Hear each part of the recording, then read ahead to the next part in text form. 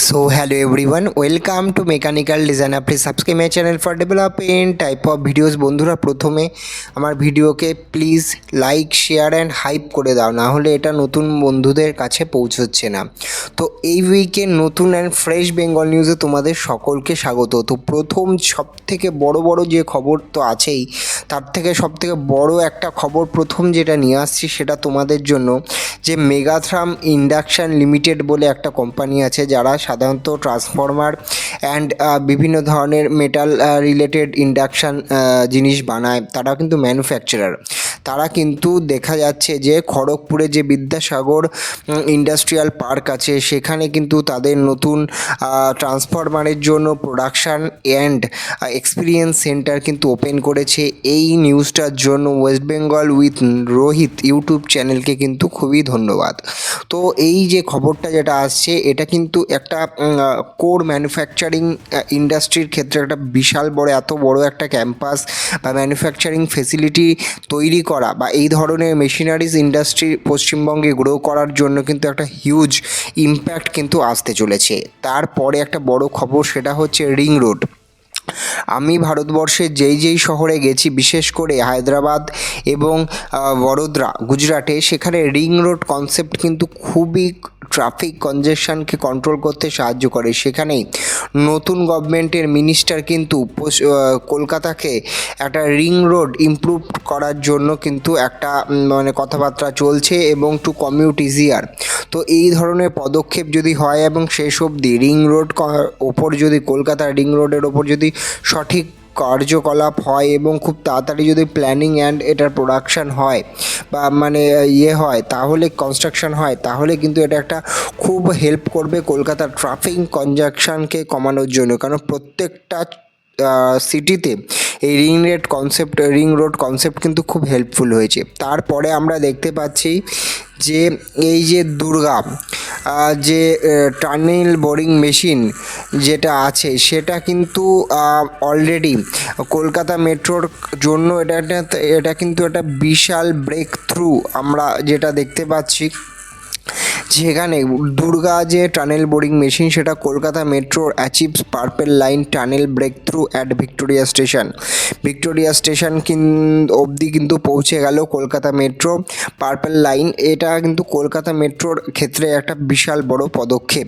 তারপরে যদি দেখি আমরা আরেকটা ম্যানুফ্যাকচারিং সংস্থা জেডি কেবলস, তারা কিন্তু নিউ ইন্ডাস্ট্রিয়াল ফেসিলিটি ডানকুনি হুগলিতে কিন্তু তারা তৈরি করেছে। এরা বিভিন্ন ধরনের কেবল রিলেটেড কাজ করে। তো এই ধরনের ছোট এমএসএমই সংস্থা যত ইনভেস্ট করবে, কর্মসংস্থানের সংখ্যা কিন্তু খুব তাড়াতাড়ি বাড়বে। কারণ বড় সংস্থা আসলে প্রচুর জমি দরকার, কিন্তু এই ধরনের সংস্থা ছোট জমিতে নতুন ম্যানুফ্যাকচারিং সৃষ্টি করলে একটা ওভারঅল গ্রোথ কিন্তু আমরা দেখতে পাচ্ছি। সেখানে কলকাতার অফিস রেন্টাল কিন্তু 15% মতলব গ্রো করেছে। যেখানে অফিস লিজিং কিন্তু একটু লো হলেও অফিস রেন্টাল কিন্তু রাইজ করেছে। সেখানে জিন্দাল স্টিল, তাছাড়াও ক্যাপজিমিনি এরকম বড় সংস্থা কিন্তু অলরেডি অফিস রেন্ট নিয়েছে। সেখানে কিন্তু আমরা দেখতে পাচ্ছি যে নতুন বেঙ্গল গভর্নমেন্ট তারা কিন্তু এসএসকেএম যে একটা হিউজ হসপিটাল আছে সেটার আরও উন্নয়ন এবং এক্সপ্যানশনের জন্য বিভিন্ন ধরনের পদক্ষেপ নিচ্ছে। সেখানেই আমরা থেকে বড় খবরের দিকে যদি এগিয়ে যাই, সেটা হচ্ছে মিৎসুবিশি কর্পোরেশন। আপনারা জানেন মিৎসুবিশি কর্পোরেশন জাপানের একটি প্রখ্যাত একটা সংস্থা যারা বিভিন্ন ধরনের সেক্টরের ওপর কাজ করে। তারা কখনো স্টিল মেকিং, তারা শিপ বিল্ডিং এবং তারা শিপিং এরম বিভিন্ন সংস্থা বিভিন্ন সেক্টরে কাজ করে। তারা কিন্তু সেমিকন্ডাক্টর সেক্টরেও কাজ করে এবং রিসেন্ট নিউজ অনুযায়ী তারা কিন্তু ওয়েস্ট বেঙ্গলের নতুন ফর্ম হওয়া গভর্নমেন্টের অর্থমন্ত্রী এবং শিল্পমন্ত্রীর সাথে দেখা করেছে যে তারা দুর্গাপুর পানাগড় এলাকাতে তারা কিন্তু তো মিৎসুবিশি কর্পোরেশনের মতো একটা সংস্থা সেটা কিন্তু অলরেডি কথা বলছে যে ওয়েস্ট বেঙ্গলে সেমিকন্ডাক্টর একটা ইউনিট তৈরি করার জন্য। আপনারা জানেন অলরেডি সেমিকন্ডাক্টর রিসার্চ ল্যাবরেটরির জন্য অলরেডি কিছু সংস্থা অলরেডি সেক্টর 5-এ কাজ করছে, সে আমেরিকান সংস্থা। সেখানে এই মিৎসুবিশি যখন পশ্চিমবঙ্গে সেমিকন্ডাক্টর ফ্যাক্টরি তৈরি করার জন্য উৎসাহী হয়েছে, এটা কিন্তু খুব বড় পদক্ষেপ।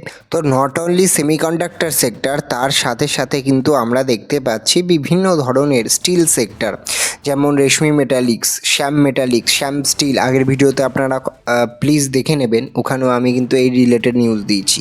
তো এই ওভারঅল স্টিল সেক্টরেও কিন্তু একটা হিউজ ডেভেলপমেন্ট পশ্চিমবঙ্গে আসছে। তার সাথে সাথে ট্রাভেলিং এবং ট্যুরিস্ট সেক্টরের ক্ষেত্রেও কিন্তু একটা ভালো ব্রেক থ্রু আসছে। সেখানে গভর্নমেন্ট প্ল্যান করছে যে কোচবিহারে যে ফরেস্ট আছে সেখানে রাইনো রিহ্যাবিলিটেশনের জন্য যে প্রজেক্টটা স্টল ছিল সেটাকে কিন্তু আবার নতুন করে চালু করার জন্য দেখতেই পাচ্ছেন রসমতি যে ফরেস্ট আছে কোচবিহারে সেটার ক্ষেত্রে। তাছাড়া সবথেকে বড় যে খবরটা সেটা আসছে আমুল থেকে।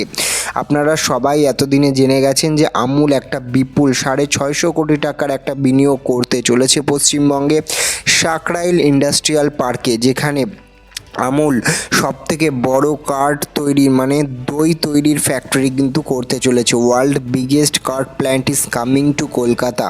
তো এটা আপনারা অলরেডি খবর পেয়েছেন যে সাকরাইল ইন্ডাস্ট্রিয়াল পার্কে কিন্তু এইটার একটা হিউজ যে প্ল্যান্টটা তৈরি করার কথা বলা হয়েছে। এবার এতদিন কী হতো, শুধু এই ধরনের নিউজই আসতো, ভূমিতে যে ফ্যাক্টরি ফাইনালি হচ্ছে সেই ব্যাপারে কিন্তু আমরা কোনো আপডেট পেতাম না।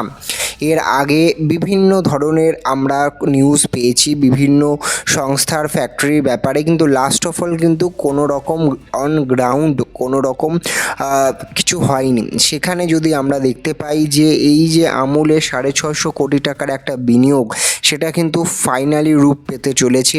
কারণ আগামী 18ই জুলাই আমাদের দেশের স্বরাষ্ট্রমন্ত্রী অমিত শাহজি তিনি কিন্তু আসছেন এই যে আমুলের ফ্যাক্টরিটার উদ্বোধন মানে ভিত্তিপ্রস্তর স্থাপন করার জন্য। দেখতেই পাচ্ছেন সেই রিপোর্টে আমরা দেখতে পাচ্ছি যে শাহ টু লে foundation stone 650 crore Amul plant in Howrah Sankrail industrial পার্কে।